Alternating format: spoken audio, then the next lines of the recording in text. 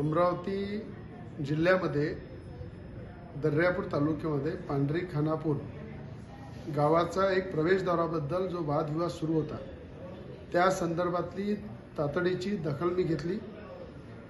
आमच्या जिल्ह्याचे अमरावती जिल्ह्याचे पालकमंत्री चंद्रकांत दादा यांच्या कानावर टाकलं आणि परवा ते आले होते 2 दिवसाआधी। तेव्हा जिल्हाधिकाऱ्यांकडे बैठक झाली। डॉक्टर राजेंद्र गवई सुद्धा होते, अनेक आंबेडकरी नेते होते, काही शिवभक्त होते।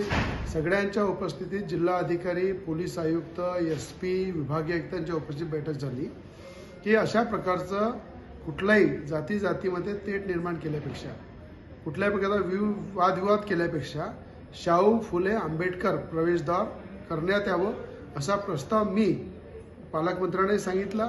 त्या ठिकाणी पालकमंत्र्यांनी पॉझिटिव्ह सगळ्यांना समजून सांगितलं आणि जो काही प्रवेशद्वाराला पैसा लागेल तो मी स्वतः द्यायला तयार आहे असं पालकमंत्री बोलले डेप्युटीच्या माध्यमातून। पण अशा प्रकारचा वादविवाद करू नका। छत्रपती शिवाजी महाराज हे सगळ्यांचे दैवत आहे।